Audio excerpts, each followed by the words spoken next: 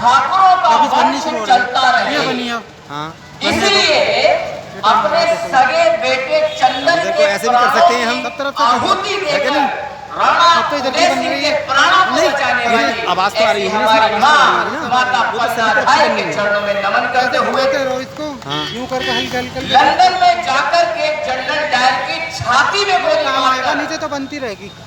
क्या आएगा? अपना नाम हाँ, ये टाइम आ रहा है, टाइम आ रहा है, कराने बन वाले रही है, ठीक है ना? सरदार उधम सिंह जी के चरणों में नमन करते हुए उत्तर भारत में नीले रंग की क्रांति का परचम फैलाने वाले, भारत की संसद में बाबा साहब डॉक्टर भीमराव अंबेडकर की प्रतिमा का अनावरण करके पूरे समाज को संदेश देने वाले की आओ और सत्ता की चाबी अपने हाथ में लो, गाजियाबाद जिले का निर्माण करवाने वाले और आपके इस पार्क में बाबा साहब डॉक्टर भीमराव अंबेडकर जी की प्रतिमा का अनावरण करने वाले, इन शोषित पीड़ित दबे कुचले समाज के लोग जिनमें बोलने की हिम्मत नहीं थी, उनकी आवाज को बुलंद करने वाले ऐसे महामना महापरिनिर्वाण प्राप्त प्रोफेसर बुद्धप्रिय मौर्य जी के चरणों में नमन करते हुए इस क्षेत्र में समाज को तेली कमोली फटेली धीमर चूड़े जमा रही महान लोहार ना जाने हजारों जातियों में बटे हुए समाज को बहुजन समाज नाम की माला में फूलों की तरह सहेज कर रखने का काम करने वाले ऐसे महामना महापरिनिर्वाण प्राप्त मान्यवर साहेब काशीराम जी के चरणों में नमन करते हुए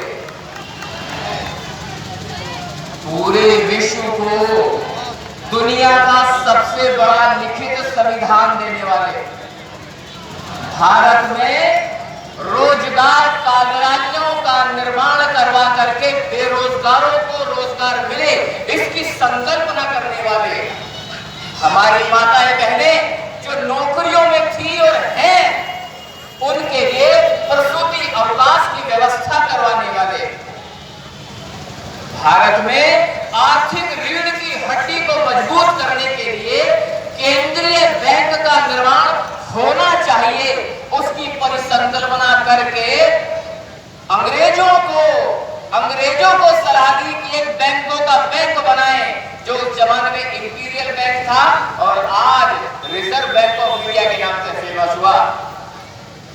उस आर्थिक रीढ़ की हड्डी का निर्माण करने वाले, नारी के मुक्तिदाता, शोषित पीड़ित दबे कुचले समाज में शिक्षा के फूल उगाने वाले, भारत में लोकतांत्रिक व्यवस्था के साथ साथ भारत में गणतांत्रिक व्यवस्था का निर्माण करने वाले, भारत को फेडरल स्ट्रक्चर देने वाले, भारत में नारी के मुक्ति के लिए विभिन्न प्रावधान बनाने वाले, भारत में शोषित पीड़ित दबे कुचले समाज के लोगों के हक और हकूक के लिए लड़ने वाले, भारत में जो पिछाड़े गए लोग थे उनके लिए जल, जंगल और जमीन में हिस्सेदारी निहित करवाने वाले ऐसे विश्व रत्न बोधिसत्व बाबा साहेब डॉक्टर भीमराव अंबेडकर जी के चरणों में नमन करते हुए दर्शक दीर्घा में आई हुई मेरी माताएं बहनें, मेरे युवा साथी, मेरे बुजुर्ग साथी और तमाम पुलिस कर्मीगण, आप सभी को मेरा क्रांतिकारी जय भीम। और मंच पे हाजिर सारे विद्वान वक्तागण, सारे अतिथिगण, आप सभी को मेरा क्रांतिकारी जय भीम। और आज के कार्यक्रम के आयोजक मंडल, राष्ट्रीय अध्यक्ष माननीय महावीर प्रसाद मौर्य जी और मेरे प्रेरणा स्रोत श्रद्धेय परम श्रद्धेय हरपाल सिंह जी, आप सभी को मेरा क्रांतिकारी जय भीम। यहाँ बैठे हुए लोगों को ये लग रहा होगा ये चश्मे वाला आदमी टाई बांधकर किन किन लोगों के नाम ले रहा है। मैं आपको बता दूं ये मेरे बाप दादा है, ये मेरे ही बाप दादा नहीं, ये आपके भी बाप दादा है। और मुझे ऐसा लगता है अगर अपना कोई भी मंगलकारी काम बाप दादाओं का नाम लेके शुरू करते हैं तो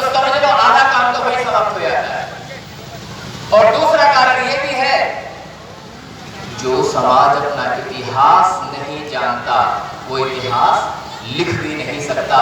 इसीलिए मैं हमेशा याद दिलाता हूं अपनी बात कहने से पहले कि हमारे इतिहास में इतने सारे महापुरुष थे।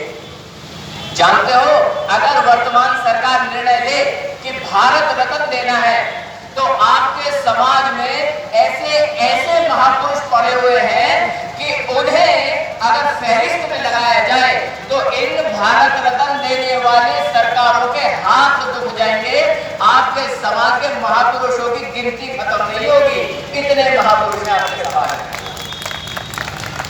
अब इतने बड़े आयोजन हो रहे हैं, कार्यक्रम है, ऐसे में क्या होता है कि बाबा साहब डॉक्टर भीमराव अंबेडकर के संबंध में बात करें, इतना बड़ा विशाल व्यक्तित्व, इतना बड़ा अर्थशास्त्री, ऐसा विशाल काय समाज शास्त्री, ऐसा विशाल काय दार्शनिक, तो एक व्यक्ति के संबंध में बात करें तो यकीन जानिए वक्त बहुत कम पड़ जाता है, शब्द कम पड़ जाते हैं, डिक्शनरी खत्म हो जाती है जब बात बाबा साहब डॉक्टर भीमराव अम्बेडकर की आती है। बात बहुत सारी है जो कि और भी लगता है, तो मैं अपनी बात पर मुद्दे पर डायरेक्ट आता हूं और एक छोटी सी स्टोरी से बताना चाहता हूं कि बाबा साहब डॉक्टर भीमराव अम्बेडकर आपके लिए, मेरे लिए, हमारे समाज के लिए कितने महत्वपूर्ण व्यक्तित्व रहे हैं। आपको जानकर हैरानी नहीं होनी चाहिए कि आज भी बाबा साहब डॉक्टर भीमराव अम्बेडकर जितने प्रासंगिक हैं उतने प्रासंगिक जब वो जीवित थे तब नहीं थे जितने आज प्रासंगिक हो गए हैं। बात कुछ इस तरह से है कि 1927 और 28 के आसपास की घटना है। हुआ क्या कि काफी लंबे समय से एक प्रोसेस चल रहा था। अच्छा, इसका इको कम हो सकता है, थोड़ा इको थोड़ा कम कर, तो वो इस थोड़ी बढ़ जाए थोड़ा। 27-28 के आसपास की बात है। हालांकि ये कॉन्स्टिट्यूशन बनाने का प्रोसेस काफी लंबे समय से चल रहा था। आपको जानकर हैरानी होगी, अंग्रेजों ने सबसे पहले कॉन्स्टिट्यूशन बनाने का जो हक दिया वो कांग्रेस के लोगों को दिया। तो कांग्रेस में से एक व्यक्ति था जिसने सबसे पहले संविधान बना दिया और उस संविधान को जब पेश किया गया तो बड़ी बुरी तरह धराशायी हुआ। बाबा साहब डॉक्टर भीमराव अम्बेडकर ने नकार दिया, मोहम्मद अली जिन्ना ने नकार दिया, यहां तक कि अंग्रेजों ने भी नकार दिया। उसको क्यों नकारा गया? उसके पीछे कारण यह था कि शोषित, पीड़ित, दबे कुचले वर्ग के जो 6 करोड़ लोग उस समय थे उन लोगों के हक अधिकारों की अवहेलना की गई। उसके संबंध में कोई भी व्यवस्था नहीं की गई। केवल अगड़ी जाति के लोगों को ध्यान में रखते हुए उस संविधान का निर्माण किया गया। जब छीछा लेकर हो गई तो उस संविधान को नेहरू रिपोर्ट के नाम से प्रकाशित किया गया और वो नेहरू रिपोर्ट बनाई गई थी मोतीलाल नेहरू के माध्यम से।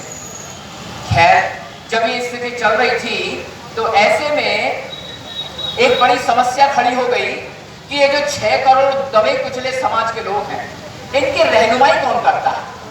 क्या इनकी रहनुमाई गांधी जी करते हैं या इनकी रहनुमाई डॉक्टर अंबेडकर करते हैं? अब बड़ा विवाद का मुद्दा हो चुका था।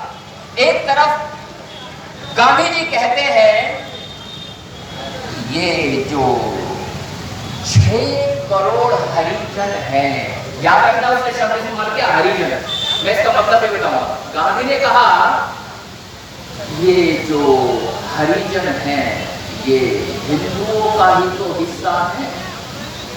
अगर ये हिंदुओं का हिस्सा है तो हिंदुओं का नेतृत्व तो मैं करता हूं, मोहनदास करमचंद गांधी, तो उनका नेतृत्व अलग से अंबेडकर कैसे कर सकते हैं?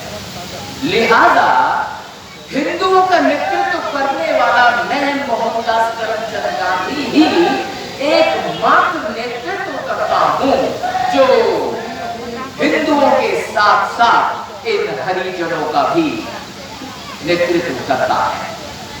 बात आगे बढ़ाने से पहले एक शब्द इस्तेमाल किया गया हरिजन, ये गांधी इस्तेमाल करते थे। मैं इस शब्द का मतलब बताना चाहता हूं, क्योंकि मतलब अगर समझ में नहीं आएगा तो बात खराब हो जाएगी। क्या होता था पहले, छोटी छोटी बच्चियों के विवाह हो जाते थे, शादियां हो गई, लेकिन जो गोहने होते थे, गोहना मतलब लड़की का अपने ससुराल जाना और वैवाहिक जीवन की शुरुआत होती थी, गोहना चला जाता था। 10 साल बाद 15 साल बाद होता था। कई बार ऐसा होता था कि विवाह तो हो गया, लेकिन गोहना होने से पहले ही उस लड़की के पति की डेथ हो गई।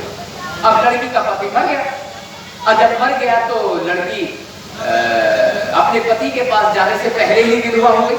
और जब वो विधवा हो गई तो क्या किया जाए? सामाजिक नियम तो ऐसे थे कि उस बच्ची को जीवन का हक ही नहीं है, जैसे कि ऐसा भी हुआ। तो ये मोटे मोटे पेट वाले जो पंडे होते थे, ये उन छोटी छोटी बच्चियों का विवाह करवा देते थे पीपल के पेड़ के साथ। पीपल के पेड़ के साथ विवाह करने के बाद उन बच्चियों को रहना पड़ता था मंदिरों में। मंदिरों में जब वो रहती थी तो मंदिरों की देखभाल करना, साफ सफाई करना, ये उनका काम था। साथ ही साथ ये मोटे मोटे पेट वाले पंडे उन बहन बेटियों के साथ संबंध बनाते थे और उनसे जो बच्चे पैदा होते थे उन्हें कहा जाता था हरिजन। तो आप समझ सकते हैं, हरिजन गांधी कहते थे कि हरिजन का मतलब है हरि के जन। तो मैं ये कहता हूं, अगर हमें हरिजन कहा जा रहा है तो ऐसे शब्दों को आप अपने लिए ही इस्तेमाल करें। आप ही हो जाएं ऐसे भगवान की औलाद, ऐसे भगवान की औलाद हमें नहीं होना। तो हरिजन का मतलब समझ में आ गया होगा? आवाज आ रही नहीं आ रही? यस और नो? समझ में आ रही है ना बात? हाँ, क्योंकि अगर बात समझ में नहीं आएगी तो फिर मेरे बोलने का कोई फायदा नहीं। तो बी विद मी। तो जब गांधी ने ये बात कही तो डॉक्टर अम्बेडकर ने कहा कि गांधी जी कुछ इस तरह की माँ है जिसे दाई माँ कहते हैं। दाई माँ का संबंध बच्चे के साथ केवल उतना ही होता है जितना कि एक हवा के झोंके का आपके शरीर से टकरा करके गुजर जाना। लेकिन मेरा संबंध मेरे समाज के साथ दाई माँ का नहीं, एक माँ का संबंध है। माँ जिसे हर पल एहसास होता है कि बच्चा रो रहा है, दूध पीने के लिए रो रहा है या पेट में दर्द हो रहा है। माँ को पता चल जाता है बच्चे की खुशबू से कि वो मेरा बच्चा है। और हमारे लिए अगर किसी ने माँ का रोल अदा किया तो वो माँ थी बाबा साहेब डॉक्टर भीमराव अम्बेडकर। गांधी हमारी माँ कभी नहीं हो सकते थे। तो ये वाले विवाद खड़ा हुआ तो अंग्रेजों ने कहा, अंग्रेज कहने लगे, mister Gandhi and mister Ambedkar, we are not supposed to get involved in such kind of a process to ensure who is actually leader and who is actually providing the better leadership to this kind of communities. You two people decide who is the leader of these 6 crores of depressed class people. तो तुम decide करो अपना कि कौन है इनका नेता। तो बाबा साहब ने जानते क्या कहा? अंग्रेजी हुक्मरान के लोगों, ये मुझे साबित करने की आवश्यकता नहीं है कि ये बच्चे किसके हैं, क्योंकि माँ तो माँ होती है और मैं ही हूं जो इन दबे कुचले गरीब बच्चों की माँ। और अगर तुम्हें इंश्योर करना है तो जाओ लंदन से एक ऐसा आयोग भेजो जो आकर के इंश्योर करे कि भारत में इन 6 करोड़ लोगों की स्थिति कैसी है। और पता करो कि भारत में रहने वाले 6 करोड़ लोगों की आर्थिक स्थिति कैसी है। और पता करो कि भारत में रहने वाले 6 करोड़ दबे कुचले शोषित दबे कुचले समाज के लोगों की मनोवैज्ञानिक स्थिति कैसी है, धार्मिक स्थिति कैसी है, राजनीतिक स्थिति कैसी है। अंग्रेजों को बाबा साहब की बात समझ में आती थी। जानते उन्होंने क्या किया? ये इंश्योर करने के लिए भारत में रहने वाले शोषित पीड़ित दबे कुचले समाज के लोगों की सामाजिक स्थिति कैसी है, इनकी धार्मिक स्थिति कैसी है, इनकी आर्थिक स्थिति कैसी है, ये जानने के लिए सर जॉन साइमन के नेतृत्व में साइमन कमीशन को भारत में भेजा गया। और जब साइमन कमीशन भारत आया तो हिंदूवादी कांग्रेस और कांग्रेस के गुर्गों ने साइमन कमीशन का विरोध किया। कहा Simon go back Simon, Simon वापस जाओ। साइमन कमीशन को वापस भेजना आजादी के लिए नहीं था। साइमन कमीशन को वापस भेजने का उद्देश्य यह था कि कहीं पूरी दुनिया को इन शोषित पीड़ित दबे कुचले समाज के लोगों का सच्चा चिट्ठा पता चल गया तो कहीं ऐसा ना हो इन हिंदू कम्युनिटी के ऊपर क्वेश्चन मार्क खड़ा हो जाए। तो जानते हो क्या हुआ?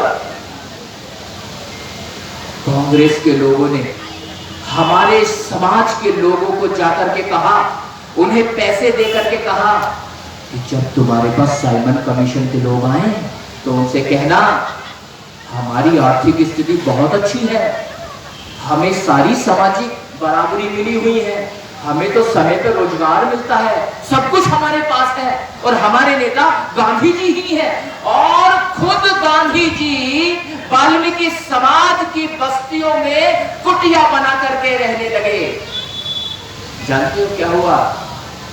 ये बड़े दुख के साथ कहना पड़ रहा है, हमारा समाज शुरू से ही, समाज के सभी लोग नहीं, कुछ लोग चंद रुपयों में अपना जमीन बेच देते हैं। और यही हुआ भी, यही हुआ जब बाबा साहब doctor Bhimrao Ambedkar Simon commission के लोगों के साथ गाड़ी में बैठकर दर दर जा रहे थे, लोगों से मिल रहे थे, तो जानते हो बाबा साहब के सामने हमारे ही लोग कह रहे थे हमारे नेता तो गांधी जी हैं और सुनो हमें तो सारे हक अधिकार प्राप्त हैं, हमारे साथ कोई भेदभाव नहीं होता, हमें तो समय पर रोजगार मिलता है और रोजगार की पेमेंट भी अच्छी होती है। जब उनकी इस तरह की बातें बाबा साहब डॉक्टर भीमराव अंबेडकर ने सुनी तो वो 6 फुट का इंसान, उसकी आंखों में आंसू टपटपाने लगे, कलेजा मुंह को आने लगा कि जिस समाज के लोगों के लिए मैं रात दिन दौड़ भाग करके मेहनत करके इनके हक अधिकारों के लिए लड़ रहा हूं और यही लोग मेरे खिलाफ बात कर रहे हैं। बाबा साहब जैसे टूटन महसूस कर रहे थे। वो सूटेड बूटेड आदमी अपनी भावनाओं को रोक नहीं पाया, बड़े ही उदास और निराश और बड़े भारी मन को लेकर के वो आदमी वापस साइमन कमीशन के लोगों के साथ गाड़ी में जा बैठा। अभी गाड़ी धीरे धीरे चल रही है, ऐसे गाड़ी जा रही है तो गाड़ी के शीशे में से बाबा साहब ने देखा कि एक बूढ़ी महिला कुछ लकड़ी के गट्ठरों को अपने सर पे रख करके ला रही है। बाबा साहब ने कहा गाड़ी रोको, गाड़ी रोको। गाड़ी को रोका गया। वो 6 फीट का आदमी गाड़ी से बाहर निकला, नीला कोट, लाल टाई, काले रंग के लेदर के जूते पहनकर जैसे कोई लाट साहब गाड़ी से बाहर निकला हो और वो बूढ़ी महिला आगे आ रही है। बाबा साहब उसके पास पहुंचते जा रहे हैं। बाबा साहब को देख करके वो महिला डर गई, महिला घबरा गई और सर पे रखा हुआ लकड़ी का टोकरी का गट्ठर नीचे गिर गया। हाथ जोड़ के कहने लगी बाबूजी, बाबूजी ये लकड़ियां मैंने चुराई नहीं है, बाबूजी, बाबूजी ये लकड़ियां मैं पीर कर रही हूँ, बाबूजी मुझे मत मारना बाबूजी। क्योंकि कपड़े पहनकर लग रहा था ना बूढ़ी अम्मा को शायद ये तो कोई सवर्ण होगा। बाबा साहब ने कहा ना, डर मत मां, मैं तो देख तेरा ही बच्चा, तेरा ही बेटा हूं, डरना नहीं है। देख लंदन से ये अंग्रेजी हुक्मरान के लोग आए हैं और पूछ रहे हैं कि तेरी स्थिति कैसी है, क्या तुझे सारे हक अधिकार प्राप्त है इस देश में, क्या तुझे रोटी समय से मिलती है, क्या तेरी बहन बेटियों की इज्जत सुरक्षित है। और इन अंग्रेजी हुक्मरान के लोगों को बता बूढ़ी अम्मा को बात समझ में आई कि ये तो मेरा ही बच्चा है। तब कहीं जाके साइमन कमीशन के लोगों को बाबा साहब डॉक्टर अम्बेडकर के साथ वो बूढ़ी महिला गांव में ले गई। जब गांव में गई तो सच्चा चिट्ठा पता चला, सच्चा चिट्ठा पता चला। और वहां की महिलाओं ने रो रो के चीख चीख के बिलख बिलख के कहा, बाबूजी बाबूजी, जिस मंदिर की ईंटों को एक एक करके जोड़ते हैं हमारे यहाँ, और मंदिर बनने के बाद वही मंदिर हमारे पैर रखने से अपवित्र हो जाता है। बाबूजी, जिस घर को हम अपने हाथों से मेहनत करके बनाते हैं, वही घर हमारी परछाई से भी अपवित्र हो जाता है। बाबूजी बाबूजी, गरीबी का आलम यह है कि रोजगार नहीं मिलता। रोजगार मिल जाए तो पैसा नहीं मिलता। काम करा लेते हैं और कहते हैं जा अपनी औरत को रात को कोठी पर भेज देना। बाबूजी, हमें मजबूरन उनके घरों में दास बनना पड़ता है। बाबूजी, धोती केवल इतनी है, केवल इतनी धोती है कि छाती ढक लूं तो कूल्हे उड़ जाते हैं, और बाबूजी कूल्हे ढक दूं तो छाती उगड़ी रह जाती है। बाबूजी, हमारी स्थिति बिल्कुल अच्छी नहीं है। बाबूजी, हमारे लोगों को मारा जाता है, पीटा जाता है। बूढ़ी अम्मा और उनकी साथियों की आवाज सुनकर बाबा साहब का कलेजा जैसे मुंह को आ जाता था। कलेजे में आग लग जाती थी कि समाज की बहन बेटियां आज भी सुरक्षित हैं।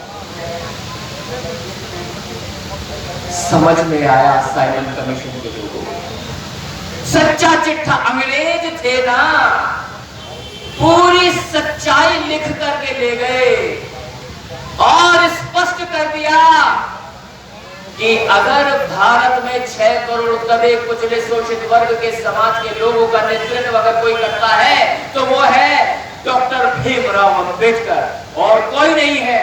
परिणाम ये हुआ, लंदन से एक आदेश आया, उसमें लिखा, doctor Bhimrao Ambedkar, you are cordially invited to attend the Congress Summit there at London। London में बाबा साहब को गोलमेज सम्मेलन अटेंड करने के लिए बुलाया गया ताकि वो 6 करोड़ दबे कुचले लोगों का नेतृत्व कर सके। जानते हो, जब गोलमेज सम्मेलन में बाबा साहब गए, बाबा साहब ने आपकी बातें कितने पुरजोर तरीके से रखी। जानते हो, अंग्रेजों के मुंह पर ही लताड़ा और कहा, यूं तो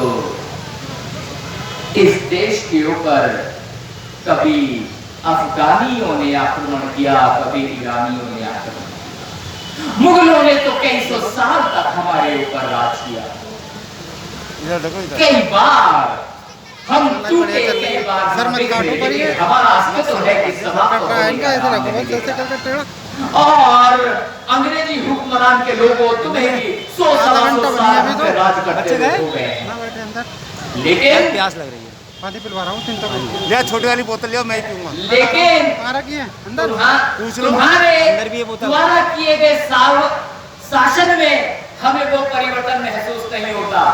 जो हजारों सालों से अत्याचार चल रहे थे वो भी आज बदस्तूर जारी है। तो तुमने हमारे लिए क्या किया? अंग्रेजों को भी लताड़ा। परिणाम जानते हो क्या हुआ? परिणाम ये हुआ, भले ही एक गोलमेज सम्मेलन में गांधी लौट कर आ गए थे, परिणाम ये हुआ कि बाबा साहब वहां से कम्युनल अवार्ड जीत कर लाए आपके लिए सेपरेट इलेक्टोरेट और डबल वोट का अधिकार आपके लिए जीत करके लाए।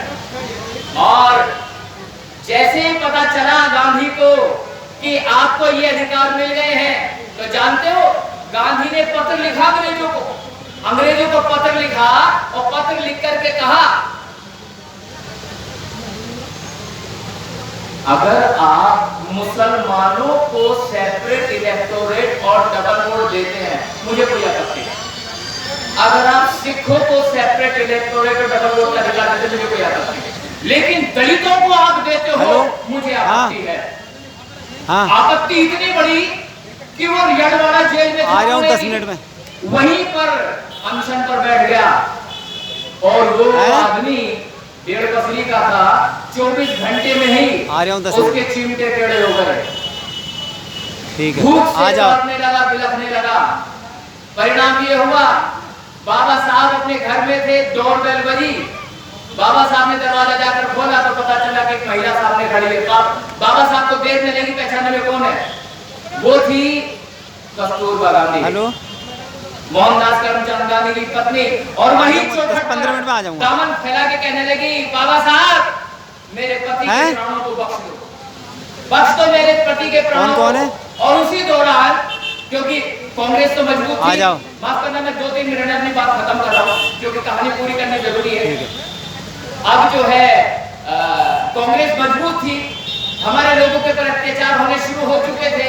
बाबा साहब के ऊपर दबाव बनाया जा रहा था कि अगर आपने ये डबल वोट और सेपरेट इलेक्टोरेट तो नहीं त्यागा तो हम जो है अत्याचार करना शुरू कर देंगे।